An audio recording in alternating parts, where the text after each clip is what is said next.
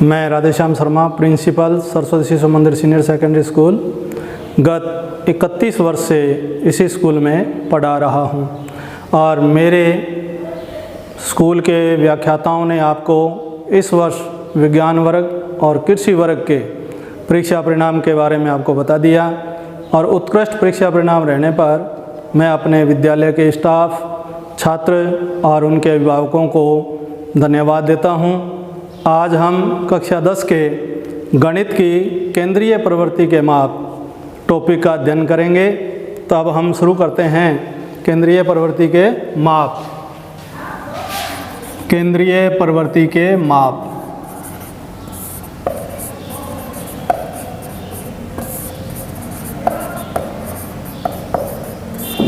केंद्रीय प्रवृत्ति के माप दो प्रकार के होते हैं। नंबर 1 गणितीय माध्य,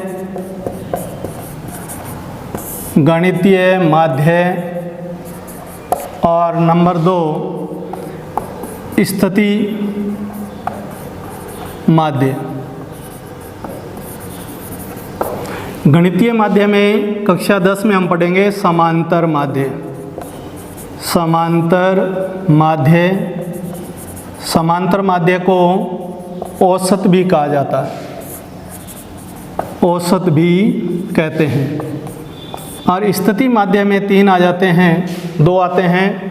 नंबर 1 माध्यक, ये दिए गए आंकड़ों की स्थिति पर निर्भर करते हैं, दिए गए आंकड़ों की स्थिति पर निर्भर करते हैं। नंबर 2 है बहुलक। नंबर 2 है बहुलक। आज हम केंद्रीय प्रवृत्ति में समांतर माध्य का अध्ययन करेंगे। समांतर माध्य क्या होता है? देखिए इधर, हाँ बच्चों ध्यान दें। समांतर माध्य दिए गए आंकड़ों के योगफल में आंकड़ों की संख्या का भाग देने पर जो मान प्राप्त होता है वह समांतर माध्य कहलाता है। इसको हम अंकगणित में औसत भी कहते हैं, एवरेज भी कहते हैं। तो इसकी परिभाषा नोट करेंगे अपने कॉपी और पेन की सहायता से। तो दिए गए समांतर माध्य होता है दिए गए आंकड़ों के योगफल,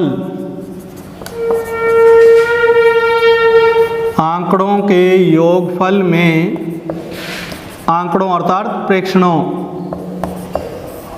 आंकड़ों की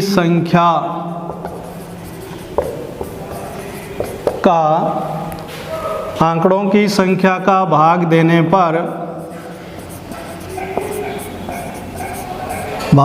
पर समांतर माध्य प्राप्त होता है।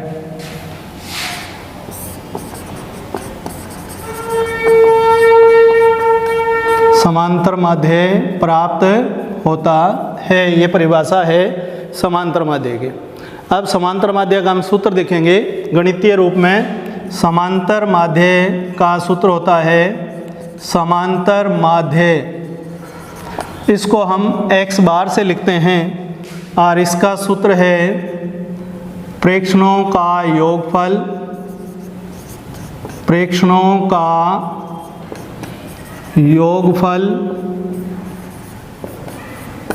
बटे प्रेक्षणों की संख्या।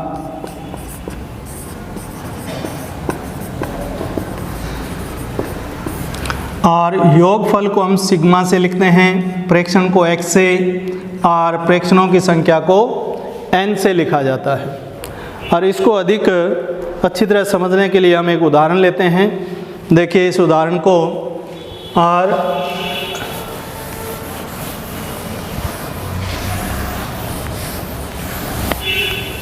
उदाहरण में हम लेते हैं कि किसी कार्यालय में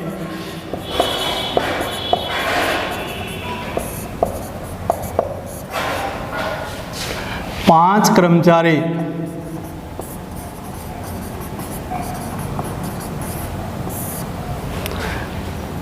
कर्मचारी कार्य करते हैं। इनका मासिक वेतन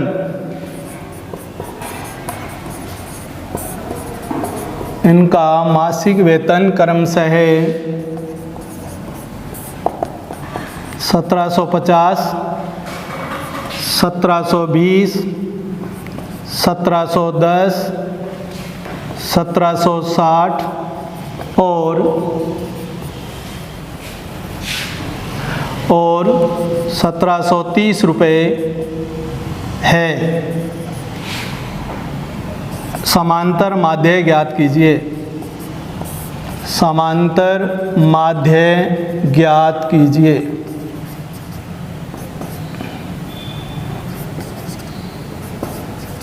समांतर माध्य ज्ञात कीजिए। तो हमारा हल यहाँ से शुरू करेंगे। समांतर माध्य का सूत्र होता है समांतर माध्य बराबर, समांतर माध्य को x बार से लिखते हैं और इसका सूत्र है सिग्मा x बटा n। सिग्मा का अर्थ होता है योगफल। x यानी विचर के मान, जो हमें ये मान दे रखे हैं, इनका योगफल ज्ञात करेंगे। तो इसको लिखेंगे 1750 प्लस 1720 प्लस 1710 प्लस 1760 प्लस 1730 बटे अप्रेक्षणों की संख्या 1, 2, 3, 4, 5। ये हो गए प्रेक्षणों की संख्या 5। अब इन सब का योगफल ज्ञात करेंगे। तो 0, सब के आगे 0 है तो इकाई का अंक तो 0 आ गया।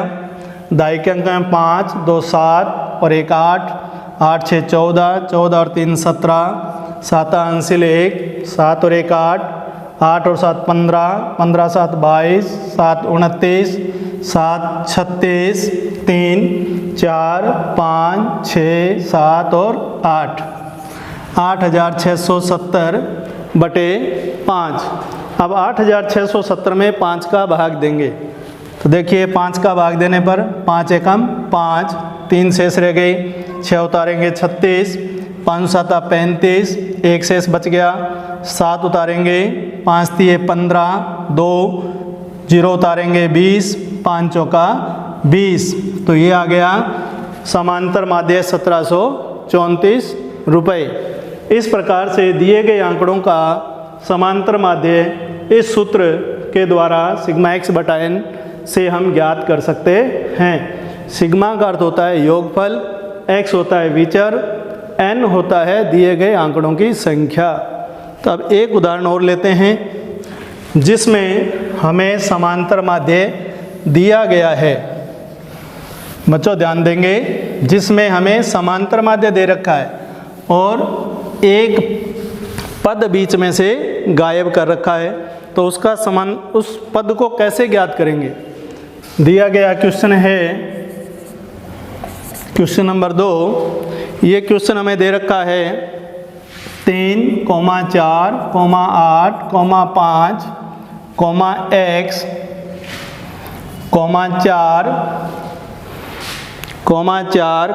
3, 2, 1 का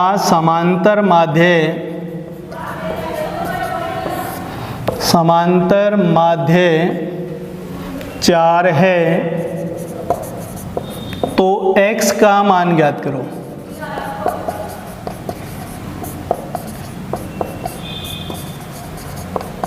अब देखिए, पहले तो हमने दिए गए आंकड़ों से समांतर माध्य ज्ञात किया और अब हमें समांतर माध्य दे रखा है, समांतर माध्य दे रखा है और एक अज्ञात राशि है। इस अज्ञात राशि का मान हमें ज्ञात करना है। इसके लिए समांतर माध्य के सूत्र का ही प्रयोग करेंगे जो हमने पहले सूत्र काम में लिया है। तो अब इसमें देखिए सूत्र लगाएंगे। हल समांतर माध्य को माध्य भी कहते हैं। समांतर माध्य दे दिया हमें 4। समांतर माध्य का सूत्र होता है सिग्मा x बटे n बराबर 4। सिग्मा का अर्थ है योगफल। तो दिए गए आंकड़ों का योग करेंगे। 3 + 4 + 8 + 5 + x + 4 + 3 प्लस 2 प्लस 1 बटे n। n का अर्थ हो गया 1 2 3 4 5 6 7 8 9। n का अर्थ हो गया आंकड़ों की संख्या बराबर 4। अब इन संख्याओं का योग करेंगे तो पहले तो ये x सीधा लिख लेंगे, शेष बची संख्याओं का जोड़ कर देंगे। 3 और 4 7, 7 में 8 जोड़ेंगे 15, 5 20, 20 और 4 24, 24 और 3 27, 2 29 और 1 30। ये प्राप्त हो गया 30 प्लस x बटे 9 बराबर 4 बटे 1। 4 के बटे में कोई संख्या नहीं है तो 1 लगा सकते हैं। अब दोनों तरफ भिन्न संख्याएं आ गई, इसको हल करने के लिए हम तिरछा गुणा करेंगे अर्थात वज्र गुणा करेंगे। तो देखिए वज्र गुणा करने पर तो इस 1 को 30 से गुणा करेंगे, 30 एकम 30 प्लस 1 को x से गुणा किया x, 9 चौक 36, 9 चौक 36। अब देखिए यहाँ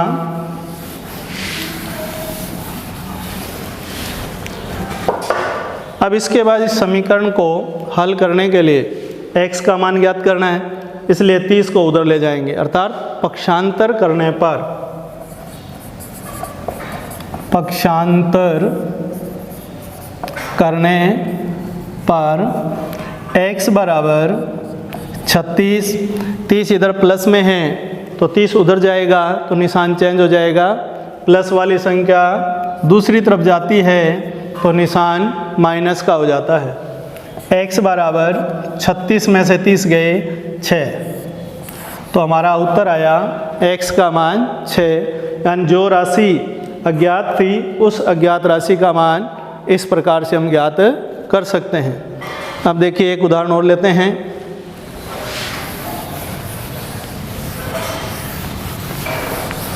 अब यदि हमें सवाल दे दिया कि क्रमांगत 10 विषम संख्याओं का समांतर माध्य ज्ञात करो। प्रश्न है क्रमांगत 10 विषम संख्याओं का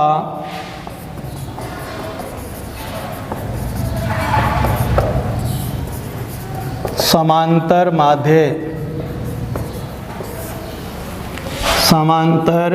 माध्य ज्ञात करो। क्रमांगत प्रथम 10 क्रमांगत प्रथम 10 विषम संख्याओं का योगफल ज्ञात करो। तो इसमें हम करेंगे हल। अब प्रथम 10 क्रमांगत संख्याएं, प्रथम 10 क्रमांगत विषम संख्याएं।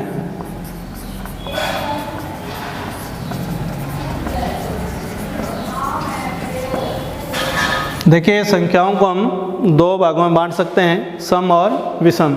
सम संख्याएं वे होती हैं जिनमें 2 का भाग पूर्णतः जाता है, और विषम संख्याएं जो सम संख्याएं नहीं हैं अर्थात जिन संख्याओं में 2 का भाग पूर्णतः नहीं जाता वे सभी विषम संख्याएं कहलाती हैं। तो हमारी जो प्राकृत संख्याएं वो 1 से प्रारंभ होती हैं, इसलिए प्रथम 10 विषम संख्याएं, पहली विषम संख्या हो जाएगी 1। अब चूंकि 2 सम संख्या है तो दूसरी विषम संख्या हो गई 3।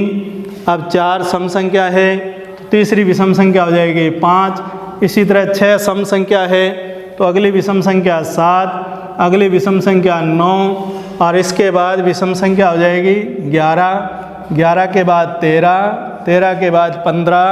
तो ये विषम संख्याएं होगी 1 2 3 4 5 6 7 8, और अगली विषम संख्या 17, और अंतिम विषम संख्या हो गई 19। ये हमारी 10 क्रमांगत विषम संख्याएं हैं।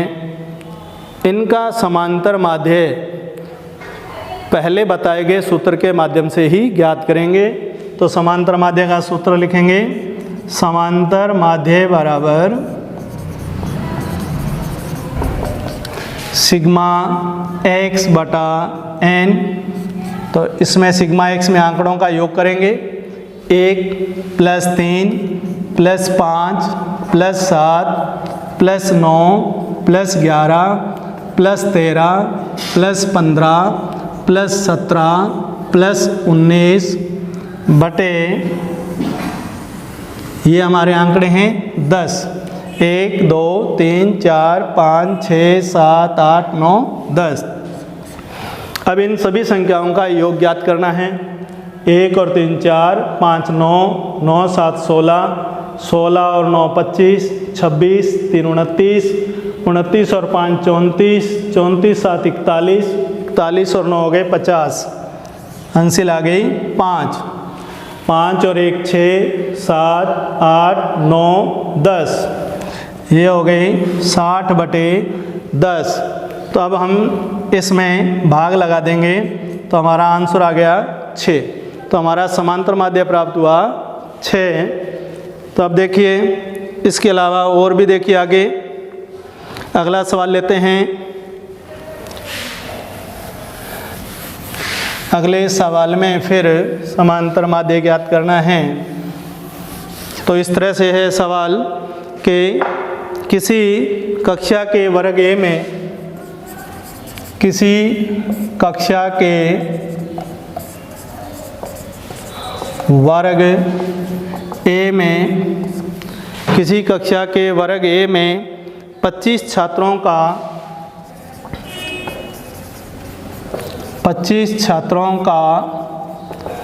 औसत भार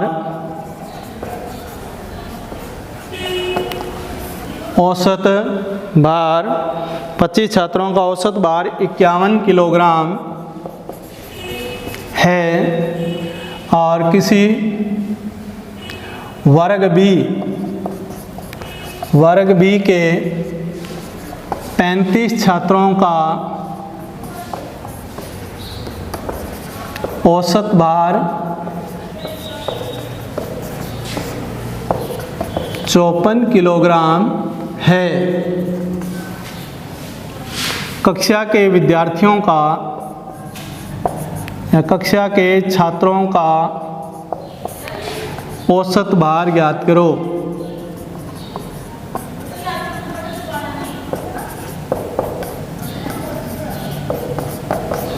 अब देखिए इस तरह के सवाल में जहाँ औसत भार हमें दिया गया है तो हम पहले कुल भार ज्ञात करेंगे।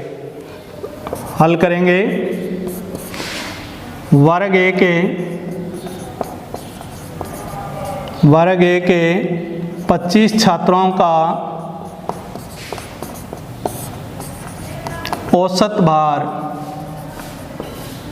हमें दे दिया, औसत भार 51 किलोग्राम। तो अब हम पहले ज्ञात करेंगे वर्ग ए के 25 छात्रों का कुल भार। औसत भार दिया हुआ है तो हमें कुल भार ज्ञात करना है। 51 गुना 25 औसत भार हमें दिया गया है तो हम पहले ज्ञात करेंगे कुल भार। कुल भार के लिए औसत भार को छात्रों की संख्या से गुणा करते हैं। तो 25 से गुणा करेंगे, 25 एकम 25 अंसिल 2, 25 पाँजा 125, 125 और 2 127, 1275 किलोग्राम। अब इसी प्रकार से हम करेंगे वर्ग बी के 35 छात्रों का औसत भार हमें दे रखा है 54 किलोग्राम। इसलिए वर्ग बी के 35 छात्रों का कुल भार बराबर 54 गुणा 35। 54 गुणा 35। अब 54 को 35 से गुणा करेंगे तो 35 चौका 140 अंसिल 14, 35 पाँच 175 और 14 189, 1890 किलोग्राम। अब देखिए 25 छात्रों का हमने कुल भार ज्ञात कर लिया और उसके बाद हमने 35 छात्रों का कुल भार ज्ञात कर लिया। तो अब कक्षा में कुल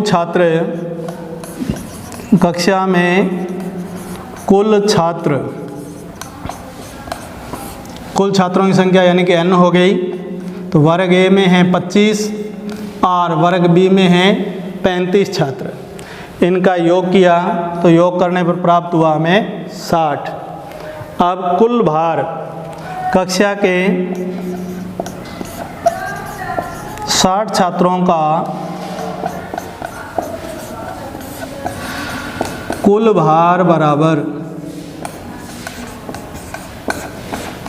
हम छात्रों के भार का योग करेंगे।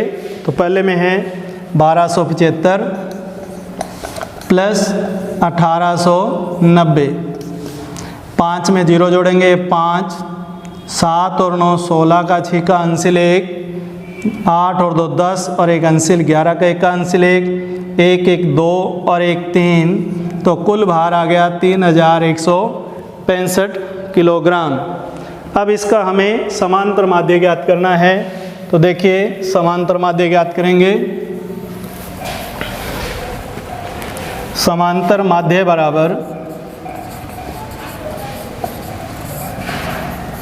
हमारा सूत्र है सिग्मा x बटे n, और सिग्मा x का मान आ गया 3165 बटे n का मान हो गया 60। अब इसमें हम 60 का भाग दे देंगे। 60 पंजा 300, 16 बच गई, 5 उतारेंगे 165, 60 दूना 120, 120 पीछे बच गए 45, फिर 0 लगाएंगे 450, 60 7 420, 30 बच गए, 60 पंजा 300। तो ये हमारा इसका औसत भार, कक्षा के विद्यार्थियों का औसत भार आ गया 52.75 किलोग्राम। हेलो बच्चों, आज के लिए इतना ही करेंगे। हम आगे का टॉपिक हम करेंगे नेक्स्ट क्लास में। और अधिक से अधिक लाइक करें, सब्सक्राइब करें, और यदि कोई दिक्कत हो आपको तो कमेंट बॉक्स में मुझे भेज दें, ताकि मैं कमेंट बॉक्स देख करके अगली आपकी समस्या का समाधान कर सकूं।